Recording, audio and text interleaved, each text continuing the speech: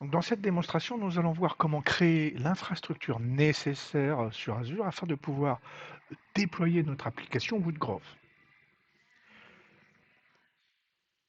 Il existe plusieurs manières et outils pour créer une infrastructure sur Azure, que ce soit en mode impératif à base de script ou déclaratif à base de modèles, soit propres à Azure, comme le modèle ARM, Azure Resource Manager, ou via du Terraform, de l'Ansible et autres. Ici, nous allons utiliser un mode impératif à base de script en utilisant l'outil qu'on appelle AZ. Cet outil est disponible à la fois sur Windows, sur Linux et sur macOS. Alors, dans un premier temps, nous allons préparer le code afin de pouvoir le déployer. Donc, nous allons publier l'ensemble des composants qui composent notre application, créer un package de déploiement sous forme d'un fichier zip. Ensuite, nous allons créer un groupe de ressources qui sera déployé dans la région France centrale. Un groupe de ressources va regrouper, comme son nom l'indique, l'ensemble de nos ressources propres à notre application. Ensuite, on va créer un service plan.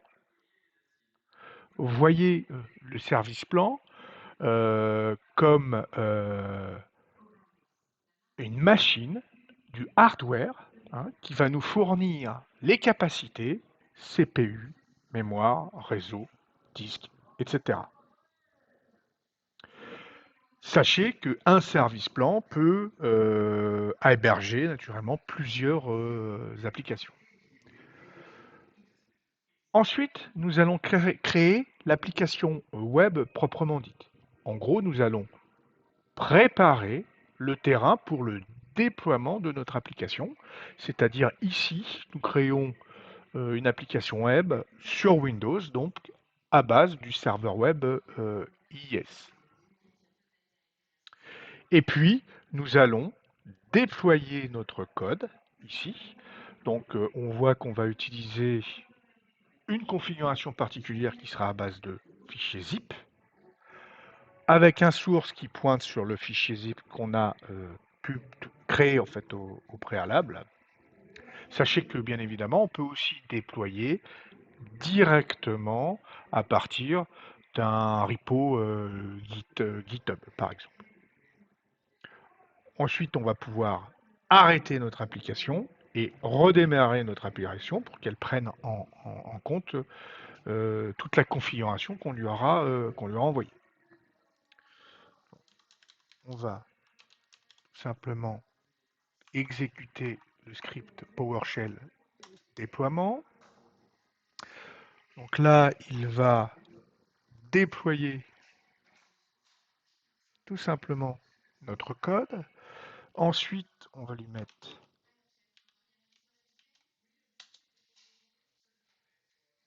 un préfixe. Donc là, vous voyez qu'il commence à créer notre application,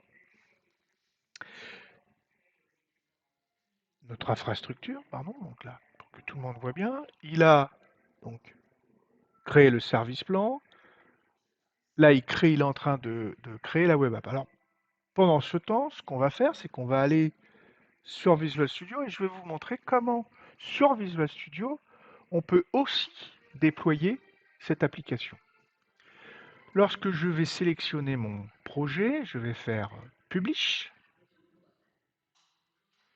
Ensuite, je vais démarrer un nouveau profil. Ici, je vais prendre le profil de type Azure. Je vais faire Next.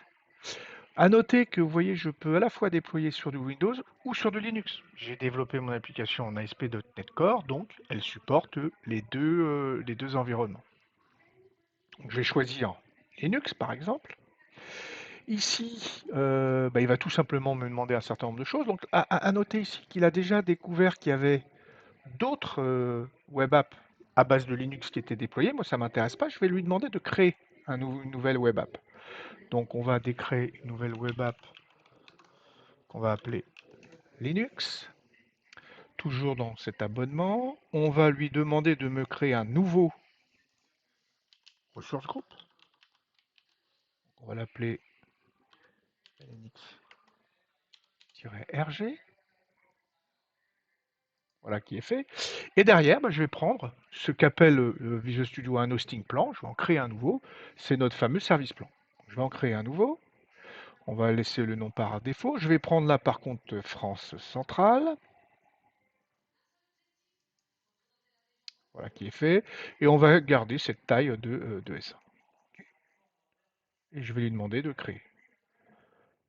Donc là, ce que va faire Visual Studio, c'est exécuter tout simplement un script qui va 1. Créer un resource group, 2. Créer un service plan, 3. Déployer automatiquement mon application. Donc vous voyez, c'est quand on commence le développement sur Azure, c'est une façon simple et rapide de pouvoir mettre pour un développeur à disposition son application et pouvoir la tester dans des conditions tout à fait réelles et non pas en local.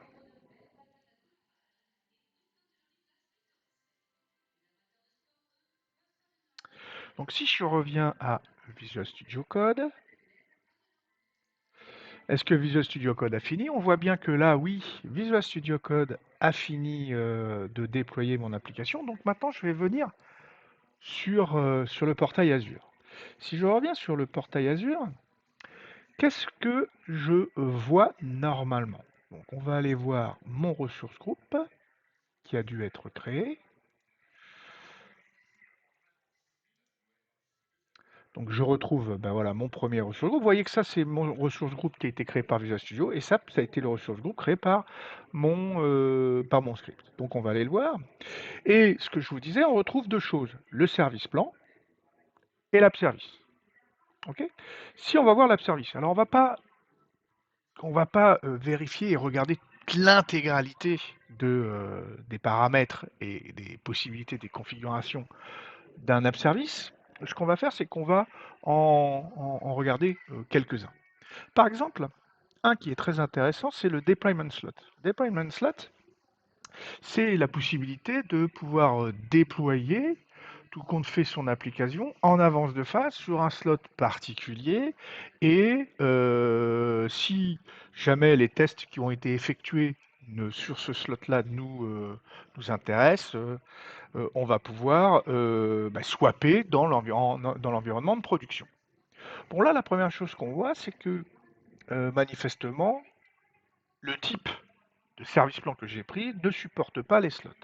Qu'à cela ne tienne, je vais pouvoir upgrader automatiquement mon service plan en choisissant un service plan qui le supporte. Alors là, on voit bien que j'avais choisi en fait un environnement de type dev test, donc là ça va très bien pour des devs et des tests, mais pour la production, il va falloir que je prenne quelque chose d'un petit peu plus, costaud et qui me permet de gérer, par exemple ici, vous voyez les slots de déploiement. Donc je vais prendre celui-là, je vais faire apply, c'est assez rapide, hein. Donc voilà qui est fait. Et donc du coup maintenant, si je retourne sur mon deployment slot, je vois que ici j'ai un slot de production, que je vais pouvoir en créer un nouveau. Donc je vais rajouter un nouveau slot. Donc on va appeler staging. On va le cloner. Je l'ajoute. Donc ça va tout simplement me recréer en arrière-plan une nouvelle web app, toujours sur ce service plan naturellement, mais qui s'appellera staging et qui aura un endpoint bien particulier au niveau de ses références. Voilà qui est fait. Donc là, ce que je vais pouvoir faire donc du coup maintenant, c'est que vous voyez tous les deux sont en train de tourner, donc sont en statut running. Ici, je vais pouvoir donc déployer par exemple une nouvelle version de l'application ou avec de nouvelles fonctionnalités.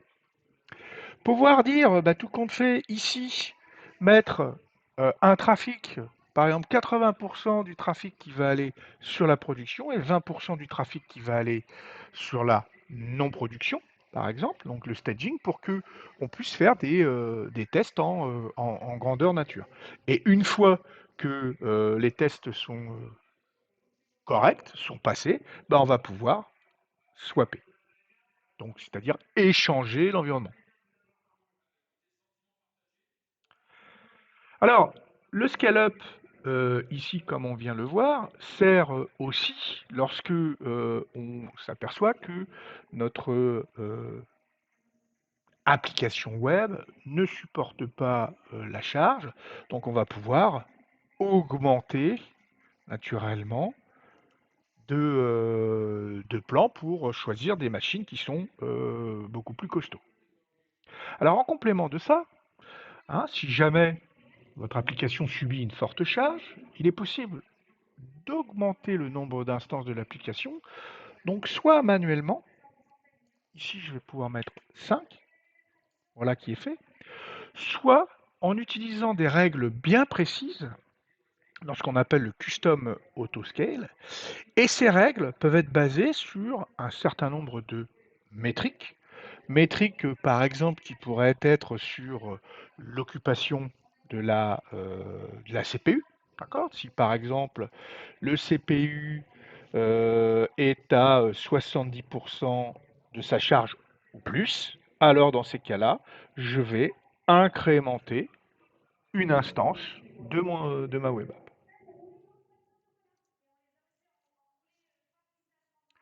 Alors la question qu'on peut se poser, et il est vrai, c'est vaut-il mieux par exemple 2 instances avec des machines très performantes ou 8 instances de machines plus petites? En réalité, ça dépend. Il faut surveiller continuellement l'application et si les métriques indiquent que votre système est peu chargé et qu'il dispose d'importantes capacités inutilisées, c'est-à-dire que là, vous avez choisi une machine peut-être trop performante euh, par rapport à sa charge, ben, il va falloir, pour réduire les coûts, sans doute diminuer sa capacité. Bien sûr, utiliser une capacité qui sera capable d'exécuter votre application comment dire, de façon réelle, en mode réel et le plus optimisé possible. Si vous baissez trop et que l'application en elle-même rame, c'est pas là, il va falloir commencer à augmenter. D'accord? Mais dans les deux cas, vous devez continuer à superviser les statistiques de votre application web, veiller à stabiliser le système, c'est-à-dire à trouver le meilleur compromis. Et ça, c'est qu'en testant, en vérifiant, en analysant, que vous allez pouvoir le faire. Et si les métriques indiquent que l'application est toujours sous-alimentée ou suralimentée, alors dans ces cas-là, il faudra que vous ajoutiez ou supprimez des instances selon les besoins. Alors ensuite, on a la configuration. Par exemple, cette configuration qui est ici, on va pouvoir ici ajouter des paramètres à notre application. Donc ici, j'en ai déjà quelques-unes qui ont été ajoutées par le script. D'accord? Mais on peut en rajouter de nouvelles. Rajouter des chaînes de connexion, hein, qui ont l'avantage ici d'être un petit peu plus chiffrées que les paramètres par défaut. Mais on verra dans une autre démonstration comment on va éviter et comment on va pouvoir sécuriser correctement nos secrets. On va aussi avoir ce qu'on appelle le General Settings. Là, c'est tout simplement sur quoi fonctionne votre application. Donc là, moi, j'ai choisi un stack.net, mais vous voyez que, comme je le disais, on peut faire du Python, du PHP, du Java. La version de .NET, alors là, on a mis la version de 4.8, mais ça ne veut pas dire que mon application développant ASP.NET Core ne tourne pas sur cette, euh, sur cette application, bien au contraire, hein, elle tourne.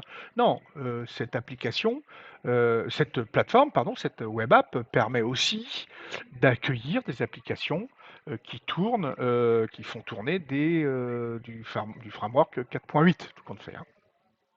Ensuite, on va pouvoir choisir la plateforme, soit 32 bits, soit 64 bits, savoir quelle version d'HTTP on gère, si on gère des WebSockets, savoir si on veut que notre application soit toujours en vie ou pas, c'est-à-dire soit toujours là, pour éviter par exemple les phases de warm-up, hein, de réveil.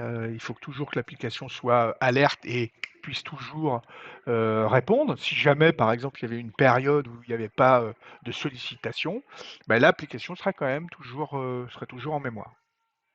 Ensuite, bah, si on veut faire du remote debug, alors là c'est plutôt pour les développeurs qui utilisent Visual Studio, donc la possibilité de faire du remote debug. Voilà, 2017-2019. Petit paramètre à mettre en règle générale jamais en production, toujours en mode dev and test, hein. Ça c'est quelque chose qu'il faut interdire de base, hein. Puis après, de savoir si on accepte les certificats clients ou pas. Ok. Alors il y a vraiment pléthore de paramètres. On en reverra pendant cette présentation, on en reverra d'autres, entre autres Application Insight pour pouvoir monitorer l'application. Ça, on le verra plus tard. On verra l'identité aussi, très importante. Pourquoi donner une identité à son application? On a la possibilité, bien évidemment, d'ajouter son propre domaine, si on voulait ajouter son domaine personnalisé, très important, et donc du coup d'associer un certificat à son domaine pour faire du binding TLS et SSL. On a la possibilité aussi de s'intégrer à des réseaux. Ça, hyper important, pouvoir s'intégrer à des réseaux si jamais vous vouliez, par exemple, accéder à un réseau virtuel sur lequel il y a des machines virtuelles qui, euh, qui ont bah, que des adresses privées, pas d'adresses publiques. Donc hein, ça c'est intéressant. Mais ce que je voulais vous montrer en dernier, c'est surtout cet outil Advanced Tools. C'est bah, tout simplement un site qui est caché derrière le site de votre application, qui est un site qu'on appelle Kudu. Et ce site Kudu va vous permettre d'investiguer, d'aller un tout petit peu plus loin, plus en profondeur, pour investiguer les éventuels problèmes que vous pourriez rencontrer avec votre application. Donc là, on va pouvoir voir les variables d'environnement, on va pouvoir tout simplement accéder au shell, donc soit en PowerShell, soit en commande DOS. Voilà, donc on peut savoir exactement. Ok, donc on va voir notre site, on va voir wroot, hop, wroot. On peut regarder exactement, ben là, je vois que mon application a été déployée. Pour les connaisseurs, le fameux webconfig, voilà. À savoir que sur Linux, on a la même chose, hein, mais on va pas faire du PowerShell ni du commandos, on fera soit du SSH directement, soit du bash aussi. Ensuite, on a la possibilité de voir les process qui sont en mémoire et qui tournent. Donc là, bah, pour ceux qui connaissent, on reconnaît en fait le process w3wp.exe qui est tout simplement un process pour Internet Information Server. On a des outils pour aller plus loin dans le debug et le diagnostic pour pouvoir déployer des fichiers zip, pouvoir downloader des scripts, etc., etc. Faire du diagnostic sur des dumps. Donc les dumps, c'est tout simplement une image à un instant T de la mémoire, donc savoir si on veut débugger à ce niveau-là. Et puis on a la possibilité aussi d'accéder à des extensions, si jamais, par exemple, on voulait ajouter des outils de monitoring différents de ce qu'on avait, de ce qu'on a, comme App Insight qu'on verra plus tard, par exemple New Relic for Web Apps, New Relic ici, la possibilité aussi de faire de l'encryptage, bah, du chiffrement, pardon, SSL, la compression, bah, vous avez aussi des diagnostiqueurs de crash, etc., etc. Si on veut bah, tout simplement installer aussi du Python. Donc on peut installer des agents Java par exemple, voilà, la version Python. Donc pas mal de petites choses comme ça qui sont intéressantes qu'on peut installer. Voilà donc très rapidement ce que je voulais vous montrer dans l'hébergement d'une application cloud